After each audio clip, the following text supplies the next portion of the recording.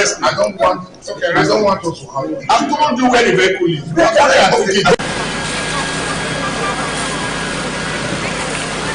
The truck was actually coming from Ring Road. It missed a step. So as it was trying to gather itself, it fell.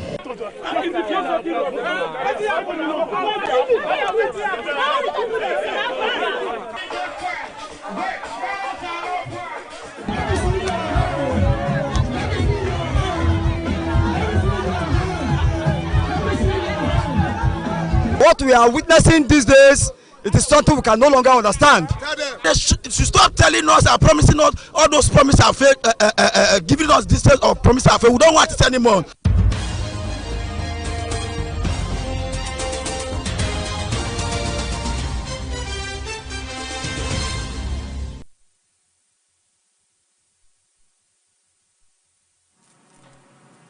A pleasant evening and many thanks for joining us on Beetv Major News.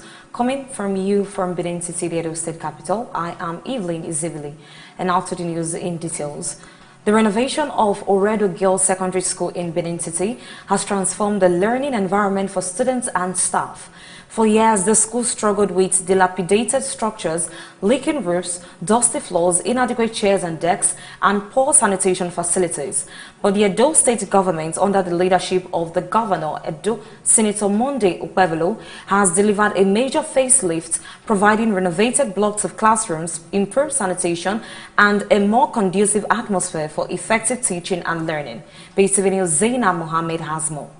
Thank you, Senator Monday Okpebholo. We love you. The Executive Governor of Edo State, Senator Monday Okpebholo's recent investment in educational infrastructure has brought notable improvements to public schools across the state, with the newly completed Oredo Girls project standing out as one of the most significant upgrades. The modern facilities, redesigned classrooms and restored learning environments are already drawing positive reactions from the school community. The renovation of Oredo Girls Secondary School has greatly boosted morale among teachers and students, who describe the upgrade as timely, impactful and long overdue. During the inspection of the facility, students were seen chanting in appreciation and expressing joy, thanking the governor for giving their school a fresh new look and a better learning environment. In an interview, the principal of Oredo Girls School described the transformation as timely and impactful, noting that the improved learning environment has boosted students' enthusiasm and enhanced teachers' performance. Other school teachers added that the availability of functional toilets, steady water supply, and safer, cleaner classrooms has brought relief after years of managing inadequate facilities. According to them, the new environment is expected to strengthen discipline, improve learning outcomes, and reshape the overall school culture in a positive way.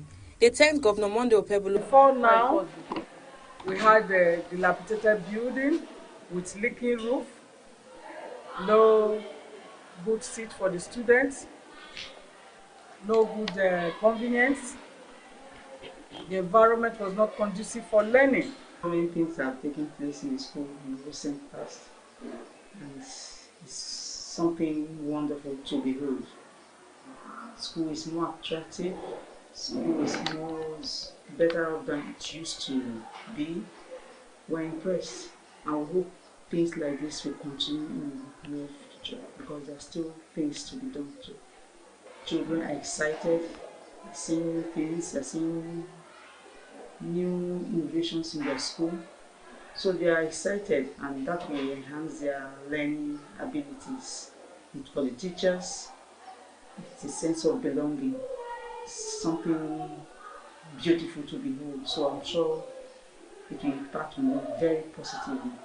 Students of Oredo Girls Secondary School thanks the Edo State government for giving them a better learning environment. They said the renovation has made the school more beautiful, safer and more comfortable, inspiring them to study hard and become responsible future leaders. They expressed appreciation for the new water supply, toilets, electricity and overall improved facility, describing the transformation as life-changing. It's not congested, it's spacious. It's spacious for us, and we have toilets, we have water, we have enough water. And I want to thank the Senator Monday Okpebholo for what he has done for us. But now I'm happy to be in school. This has made our school more attractive and interesting for us.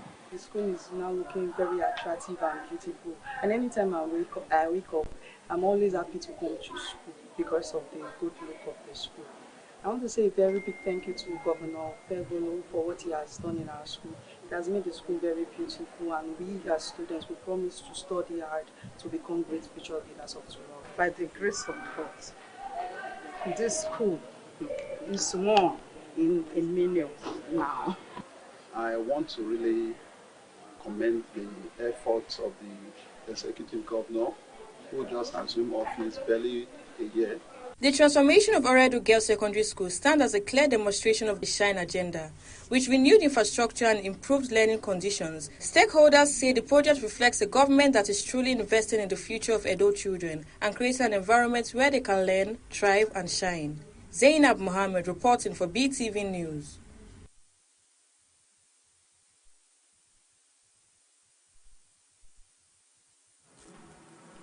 The development of Esan took center stage over the weekend as leaders, technocrats and community stakeholders gathered for the Esan Mega Summit 2025, a high-level forum focused on strengthening regional growth and charting new pathways for socio-economic advancement across Esan land. Beetv News Courage Ayodele reports that the summit, which drew key voices from different fields, examined pressing development priorities and renewed commitments toward a more prosperous and united Esan nation. The report is presented by Best Orator. The Esan Mega Summit 2025 brought together traditional rulers, policy makers, security personnel, women and development partners for a renewed conversation on the future of Esan land, with a strong emphasis on economic expansion, adequate security, youth empowerment, infrastructure renewal, and cultural preservation. Traditional rulers from across Edo Central, business moguls, youth representatives, and others from within and outside Nigeria underscored the summit's growing status as a unifying Esan institution. The ceremony featured Elder Pius Omofoma, Managing Director, GT Plaza, who chairmaned the occasion, with Professor Matthew Izibili, who served as master of the ceremony. The event blended intellectual discourse with cultural celebration, highlighted by performances from the Odide dancers of Uromi and Onagise band led by Daniel Onivier of Ewu.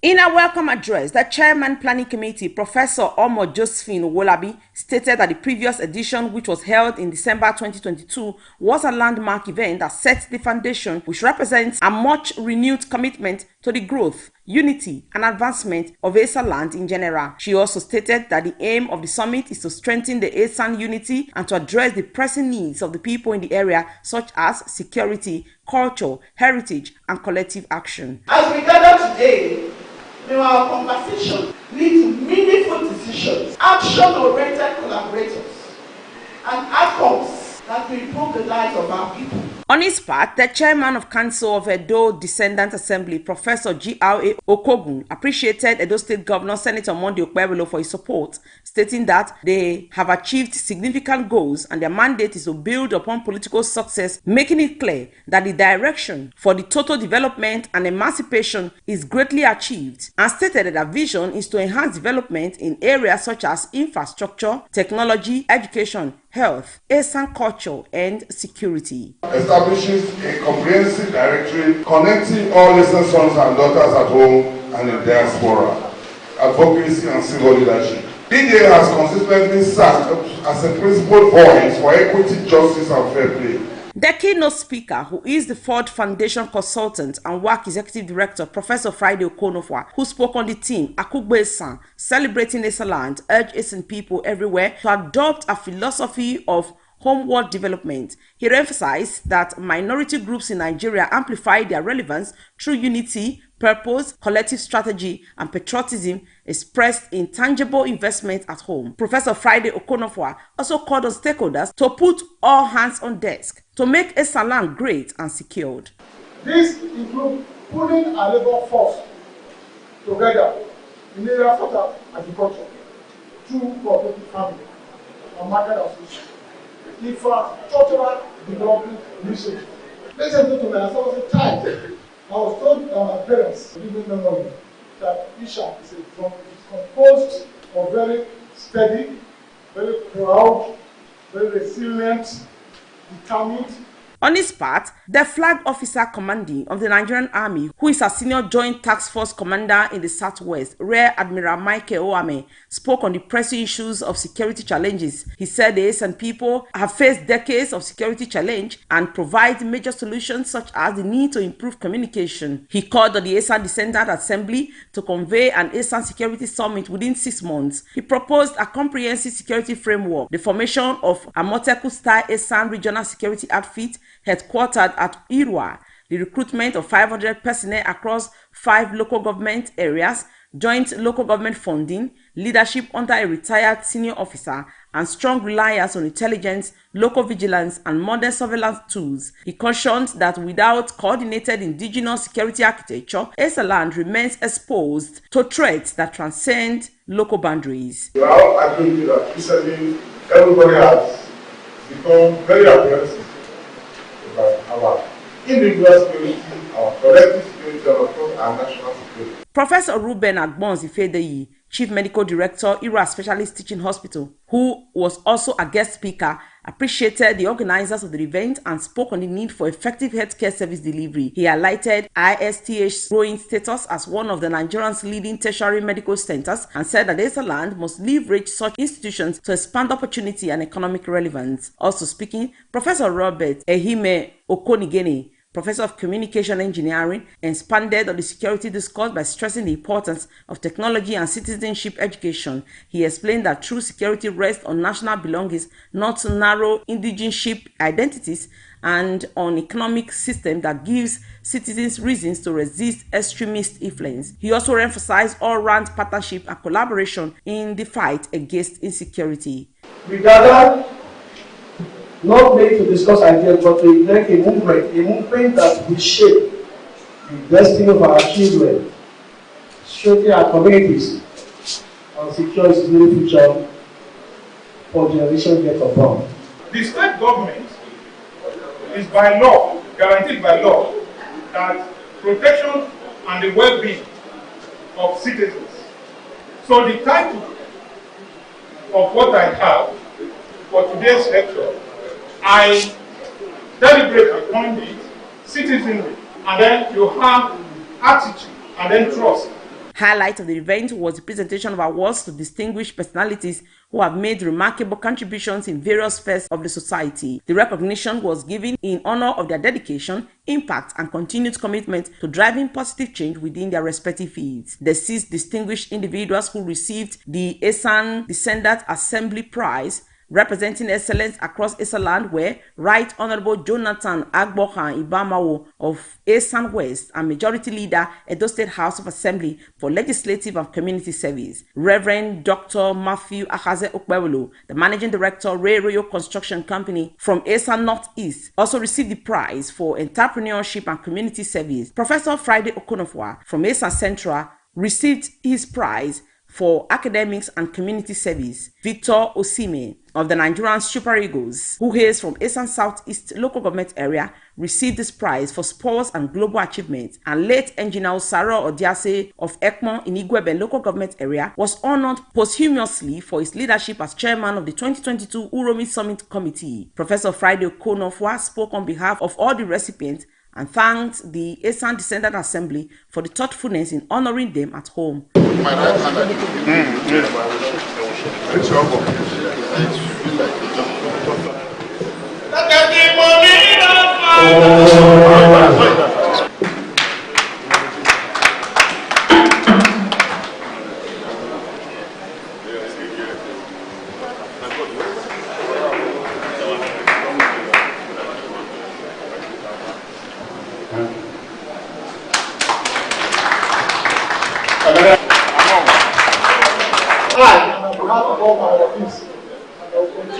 more both Esan culture, Esan hegemony. In an interview, Professor G.R.A. Okogun and Mr. Charles Aluede stated that the summit was a huge success and a reality booster and commended the speakers for their part and said that whatever resolve is taken, it should be for the interest of the Esan people. As you can all see, the cream la cream in this program, and we took time also to celebrate Esan sons and daughters that have made their mark. It is a very great move a good initiative. It is one of the ways we can really launch ESA into the global map. The Eastern Mega Summit 2025 concluded with a renewed call for unity, collaboration, and sustainable growth. With commitments made by stakeholders at all levels, the Eastern nation looks forward to a future anchored on culture, innovation, and shared development goals. Best Orator reporting for BTV News.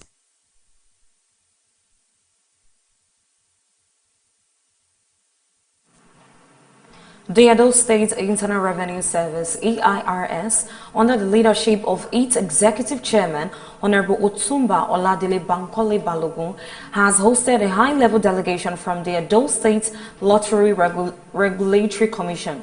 The team, led by the Commission's Executive Chairman, Right Honorable Frank Okiye, visited the EIRS headquarters to explore strategic areas of collaboration and strengthen institutional synergy between both agencies. Beetv News' Best Orator has details.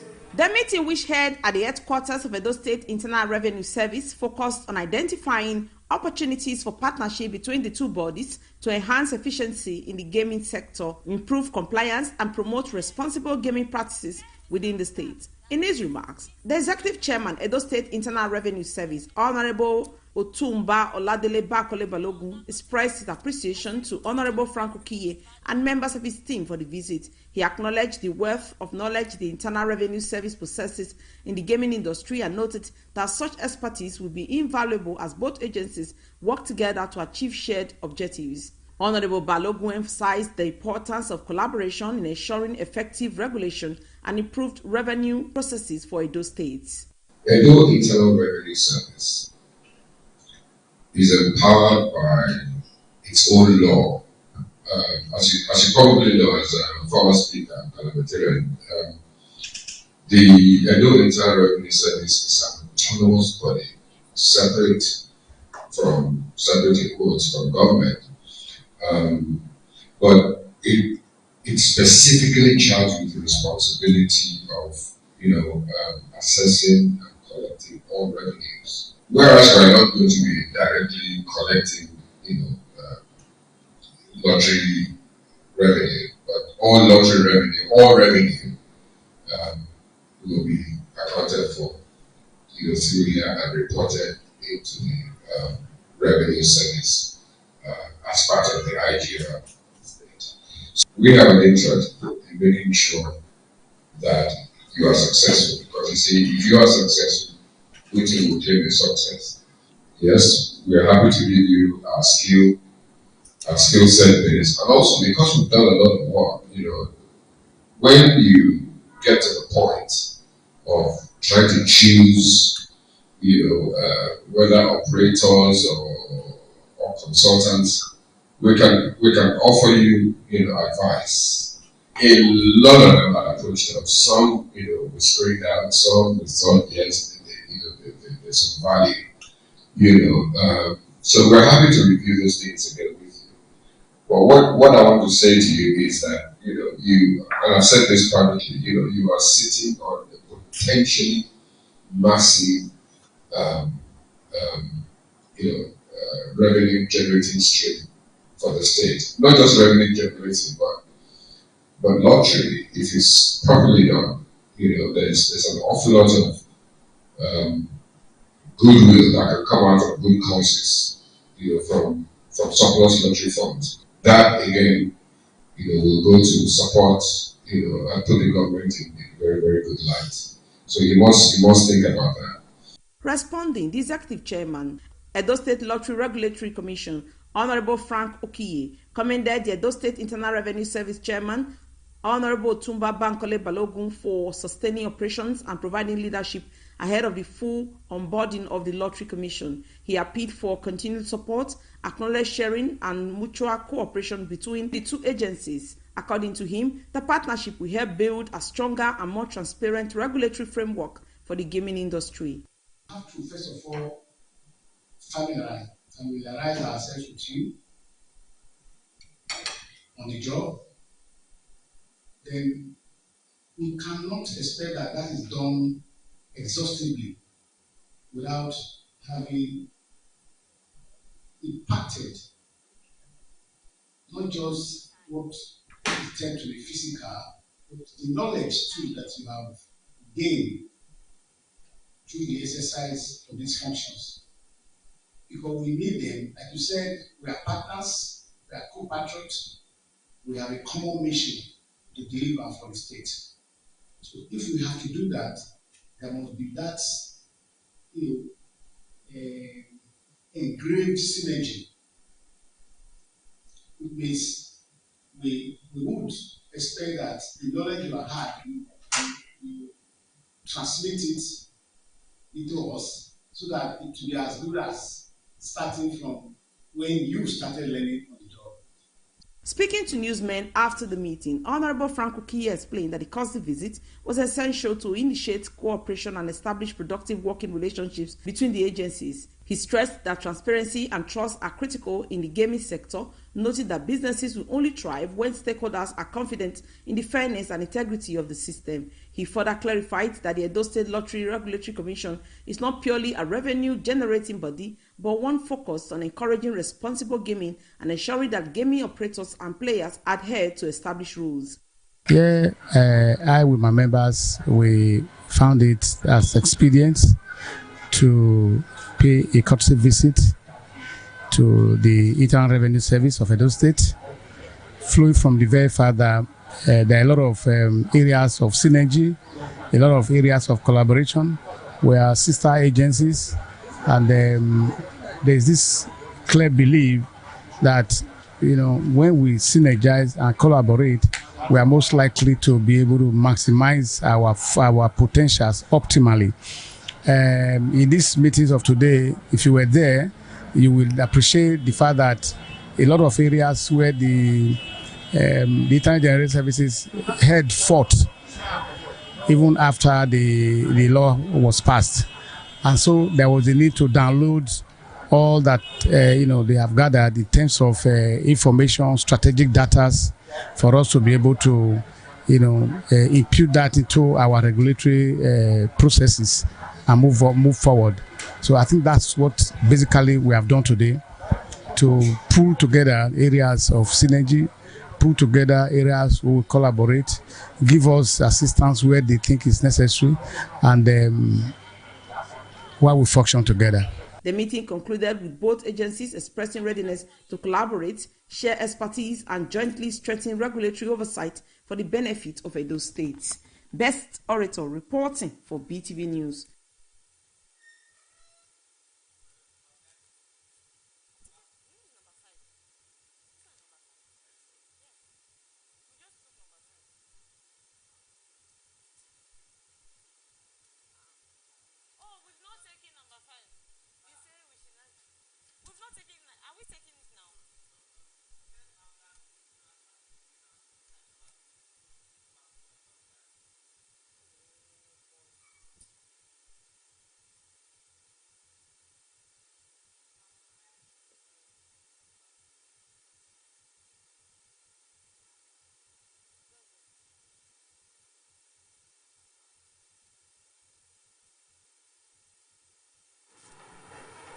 Construction work on the ongoing Adeswa Flyover Bridge in Benin City continues to show steady progress, with major structural components such as the retaining walls, reinforcements and casting of the base already nearing completion. The Edo State government, under the leadership of Senator Monday Okpebolo, has ensured that works continues without interruption as part of efforts to ease traffic congestion and improve urban mobility in Benin City. BTV News Zainab Mohammed reports. At the construction site, engineers and workers were seen actively reinforcing steel bars, completing sections of the retaining wall, and preparing additional segments for casting. Project Supervisor John Obuse of Heartland Construction Limited said the project is moving smoothly, describing the governor's commitment as exceptional. He noted that over 80% of one section of the retaining base has been completed, with work on the other sides progressing steadily. According to him, the governor, Senator Monday Okpebolo, has ensured that the site never experienced unnecessary delays, maintaining a steady pace of work, providing the necessary support, and making certain that all resources and logistics are in place to keep the project on schedule. See, from my back work, beginning of the retaining wall, we have gone straight to the flyover. And the base, we have done at one side of the base, but not less than 80%, which government now won't on the other side. The governor is making sure that the work won't stop from looking. Residents and road users near the Adesua flyover construction site expressed excitement and optimism over the visible progress of the project. They commended the government under the leadership of Governor Monday Okpebholo for its commitment to infrastructural development and for delivering tangible results that promise to improve traffic flow and connectivity in the area. They also appealed for effective management of traffic along adjoining roads to ensure smoother movements and minimize congestion during the construction period. Everybody is happy over it. We pray it will not be an abandoned project. Yeah, thank you. It's a well done development. Tour to people, tour. Everybody like it. This is progressing comparing to when they started. Progressing, but adjoining road should be fixed to ease more tourists. But as you can see, the pressure on this road is a little bit much as they are passing through one way, causing a lot of traffic. The ongoing construction of the Adesua flyover is a clear demonstration of the state government's commitment to improving infrastructure in Benin City. With steady progress on critical structural elements, residents remain optimistic that the completed project will enhance traffic flow, improve road safety, and contribute to the overall modernization and convenience of the city's transport network. Zainab Mohammed reporting for Beetv News.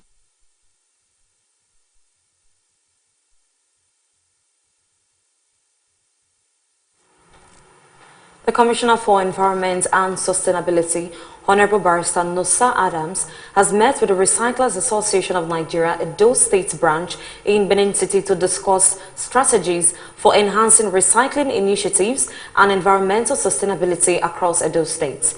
Beetv News Courage Ayodele reports that the meeting was aimed at building a stronger support and collaboration with the ministry to expand outreach, strengthen operational capacity, and implement effective recycling program. The report is presented by Best Orator.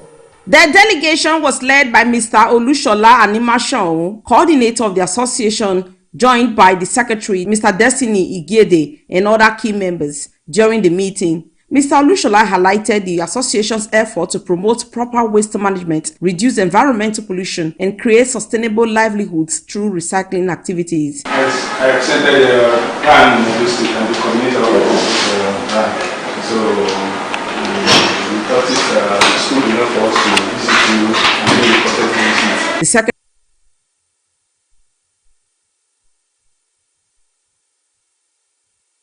Mr. Destiny Ijede shared the challenges faced by recyclers, including limited funding, inadequate infrastructure, and the absence of policy frameworks that incentivize responsible waste management. He urged the ministry to work closely with recyclers to ensure sustainable environmental practice across the state. Our waste, turning it into wealth, playing the circular economy and sustainability as well. And as someone that is spearheading that space, so it is nice that, like you said, we familiarize ourselves and so that we can, keep thinking of ways that we can further improve on sustainability, that collaboration. Last 2 months we did clean up for the World Clean Up Day, and we collaborated with Edo State Waste Management Board. And if we had come here earlier, we would have also bring the ministry to be part of that exercise. So things that we can do as in togetherness. Responding, Honorable Barrister Nosa Adams, Commissioner for Environment and Sustainability Edo State, commended the association for its dedication to environmental protection. He assured the delegation of the ministry's support and highlighted potential areas for partnership, including capacity building programs, public awareness campaigns, and policy initiatives to promote recycling and proper waste management. We must partner with you to keep the cities clean. Edo must be kept clean. Yes. Our target is to have a cleaner and a greener Edo State. We are talking of environmental sustainability, we are talking of good health. So but we know also that the moment we learn how to turn waste to wealth, by way of recycling, we have solved no less than 60-70% of the problem of waste management. Yes, sir.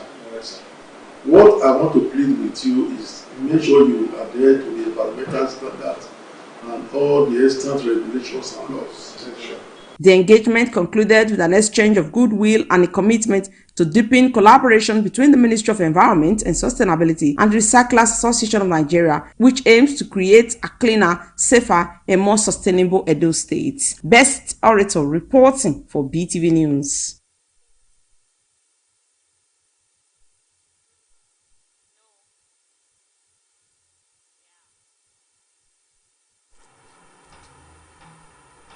Nigeria's First Lady, Senator Oluremi Tinubu, has been installed as Yeye Asiwaju Gbogbo Ile Oodua by His Royal Majesty Oba Adeyeye Enita Ogunwusi Ojaja II, the Onife of Ife.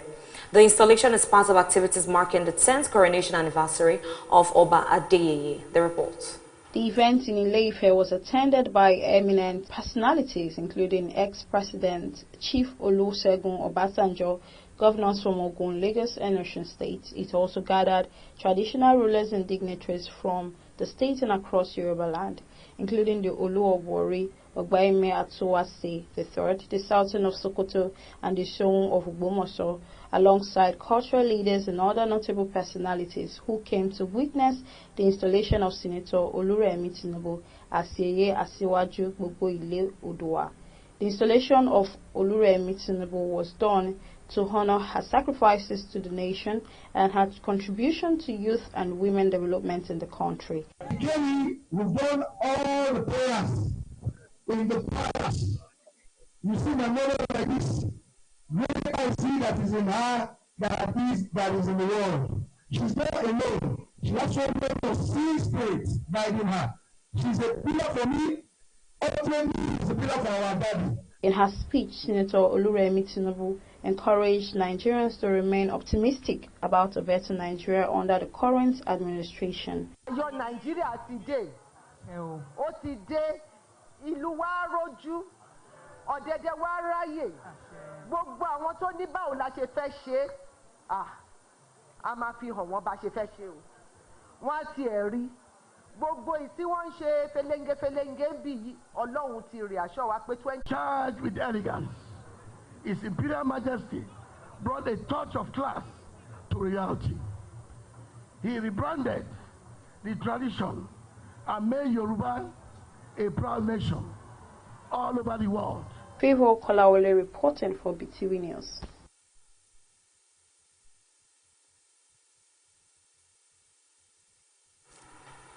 The federal government on Sunday says it has secured the release of 100 students of St. Mary Catholic Private Primary and Secondary School, Papiri, Agwara local government area of Niger State.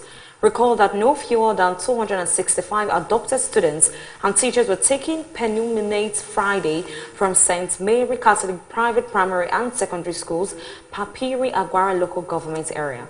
Meanwhile, 51 students escaped on the 23rd November 2025, leaving all the 12 teachers in captivity. Gunmen had stormed the remote community in the early hours of 2 a.m. on 21st November, arriving on motorbikes and operating for nearly 3 hours.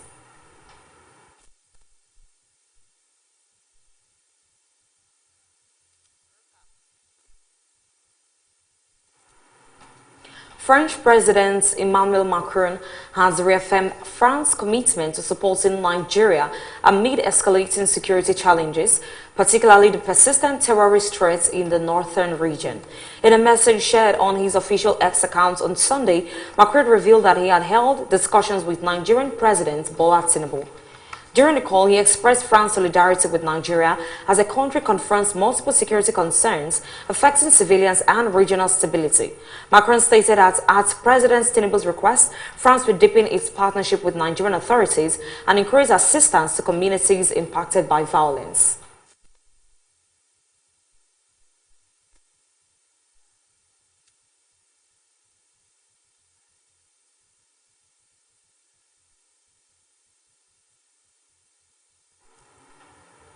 Around a dozen soldiers have been arrested in Benin following an attempted coup, including the ringleader of the failed operation. Military and security sources told the AFP on Sunday.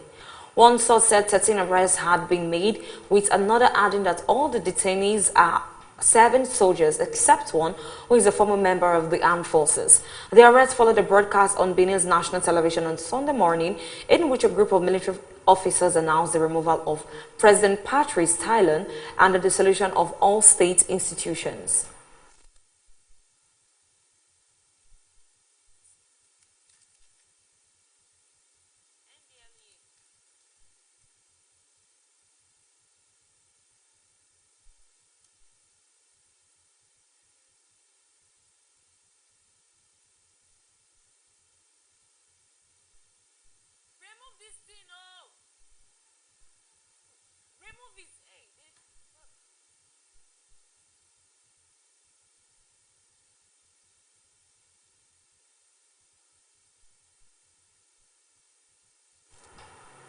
Operatives of a special operation unit of the National Drug Law Enforcement Agency, NDLEA, has stormed forests in Omo, Ekiti, destroying 14,654 kilograms of skunk and arresting 2 suspects.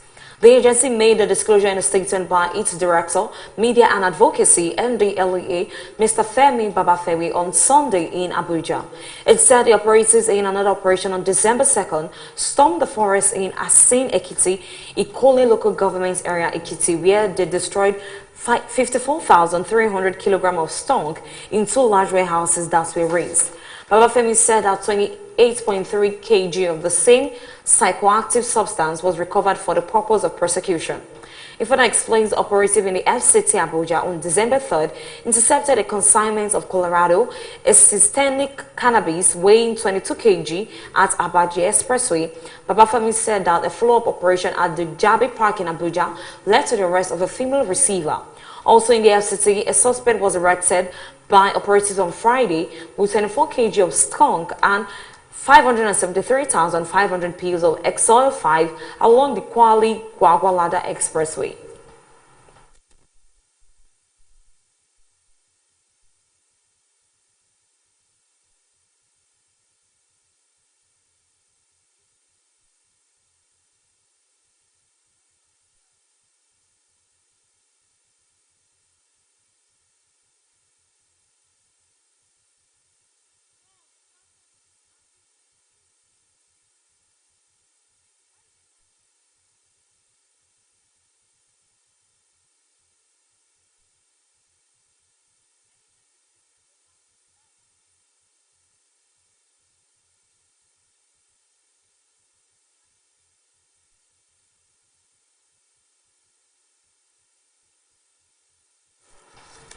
And now to the business news. As the massive foreign exchange gains that banks enjoy in the wake of the harmonization of the excess market dry up, Market Watcher says lenders are actively seeking ways to open up other non-interest channels. This was part of the outlook projected by experts at Meristem Securities in the monthly banking sector highlights for November 2025. The reports. President Bola Ahmed Tinubu, weeks into his administration in 2023, harmonized segment of the FX market, which led to a significant depreciation in the value of the naira and resulted in a boon for banks in terms of FX revaluation gains. The National Assembly thereafter imposed a windfall tax following the amendment of the Financial Act 2023. Report says that 6 banks paid about 205.59 billion naira as windfall tax in the 2024 financial year. On the outlook for the banking sector, Meristem said as the 2025 FY period wraps up in December, we expect the pace of growth in banks' gross earnings to moderate further as the sector fully transitions into a normalized earning environment. Growth will, however, remain largely driven by interest income as bank continues to leverage the still high interest rates, NPR at 27.00%. The Group Managing Director of GTI Group, Abubakar Lawal, has said that Nigeria's aspiration to build a $1 trillion economy by 2030 will remain out of reach unless the Investment in Security Act 2025 is implemented with strict discipline, strategic coordination, and unwavering collaboration across the capital market ecosystem. Lawal said this at the 2025 Annual Conference of the Capital Market Correspondents Association of Nigeria in Lagos on Saturday. Report says that President Bola Ahmed Tinubu earlier this year signed the ISA 2025, which expanded the legal instruments that are tradable in the capital market with the recognition of digital assets and cryptocurrencies. Nigeria's 70% reliance on imported building materials is leaving the housing market dangerously exposed to crippling supply and currency shocks. The State of Lagos Housing Market Report Volume 3 has warned. According to the report, Nigeria's abundant raw materials still fall short of reducing reliance on imports due to limited local processing capacity. It stated a staggering 70% reliance on imported building materials exposes the market to global supply chain disruptions and currency volatility. Favor Kolawole reporting for Beetv News.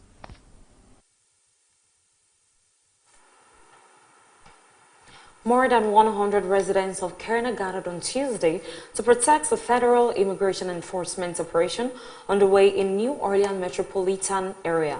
The demonstration came as federal border agents continued a broader immigration crackdown throughout the region. The reports. Protesters assembled near a central intersection in Kerna, holding signs and chanting opposition to the ongoing enforcement action. Organizers said the turnout reflected growing concern among community members about the presence of federal agents and the impact of the raid on immigrant families. Residents at the scene said the enforcement operations, which began earlier in the week, had heightened fear among undocumented individuals and their relatives. Some attendees described the demonstration as a call for federal authorities to halt arrest and prioritize community safety. Federal officials confirmed that the enforcement activity in New Orleans is part of a targeted initiative aimed at individuals with outstanding removal orders or previous immigration violation. However, no additional details were released regarding the number of arrests or the duration of the operation.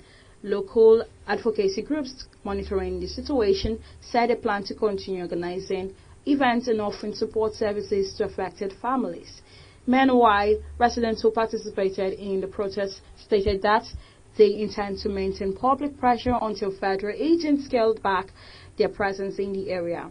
The situation remains ongoing as both federal authorities and community groups respond to the latest developments in the immigration enforcement across the New Orleans region. Favor Kolawole reporting for Beetv News.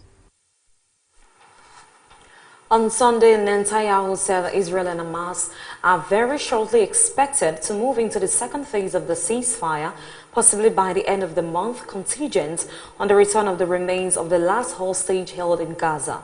Netanyahu made the remarks during a joint press conference when visiting German Chancellor Merz, marking a tense but strategic pivot in the diplomatic engagement surrounding Gaza. The report. The plan calls for Hamas to surrender or store its weapons effectively, ending its military capacity in Gaza.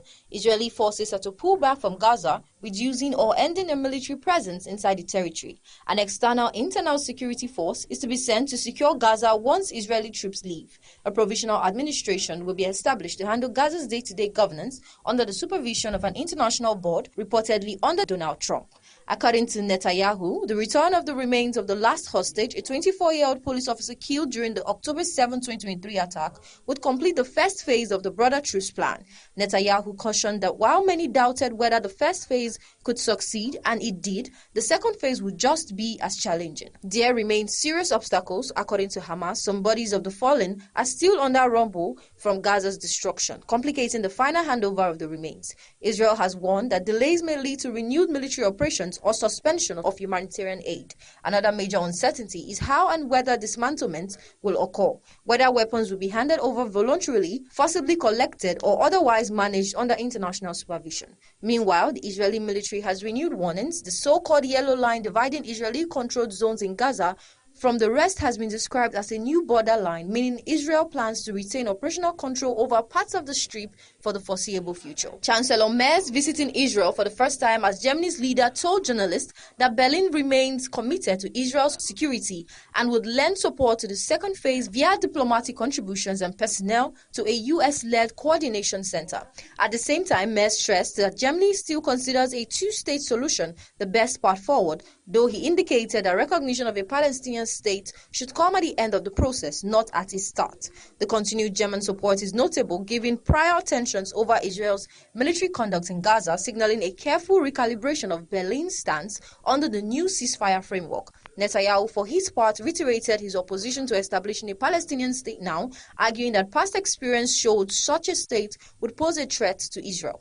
He framed any future political arrangements as distant security-driven matters rather than state building. Netanyahu said he will meet U.S. President Trump later this month, a meeting expected to shape final elements of the second phase's implementation timeline and structure.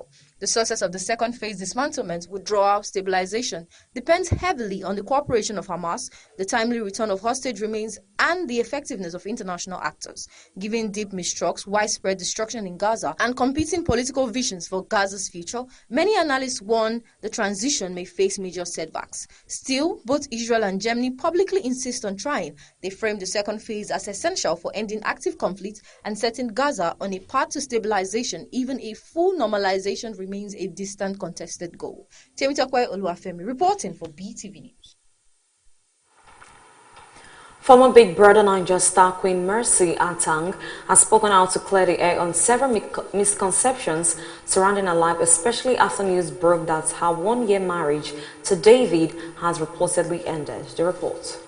In a detailed Instagram post, Queen Mercy revealed that she has been subjected to harsh labels, with some people calling her everything from a prostitute to an unfit wife. She explained that she has reached a point where she can no longer stay silent while unfamiliar people create and spread false narratives about her. Queen expressed disbelief over claims circulating that some people in the US had called her degrading names. This made her question how some stories were formed by individuals who had neither met her nor interacted with her family. Daniela Okocha, the daughter of Nigerian footballer legend JJ Okocha, has set social media buzz after sharing elegant photos from her intimate engagement dinner, proudly showcasing a stunning engagement ring. The radiant bride-to-be took to Instagram on Sunday, December 7th, to share images capturing her joy during the milestone celebration with close friends and loved ones. Her exquisite ring immediately caught the attentions of fans. Dave Coulier, who announced last year that he has blood cancer, says he is also being treated for a second type of cancer. The Full House star disclosed his new diagnosis Tuesday on Today, saying he has an HPV-related oropharyngeal tongue cancer in October. Coulier announced in November 2024 that he has been diagnosed with stage 3 non-Hodgkin lymphoma. The 66-year-old said his new cancer was discovered during a routine scan after going through several months of chemotherapy. And that's it on the entertainment news. Evelyn Isabel reporting for Beetv News.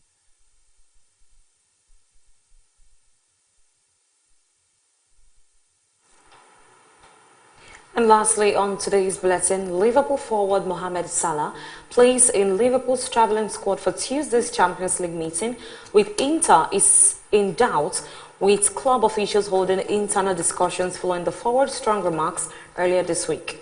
According to Fabrizio Romano's ex-post on Monday, Mo Salah could be out of the Liverpool squad set to travel to Italy to face Inter on Tuesday. Liverpool boss Arne Slot is due to speak to the media later this afternoon, where he is expected to address the issue and provide clarity on Salah's status. So far, the Dutchman has remained tight-lipped as the club works to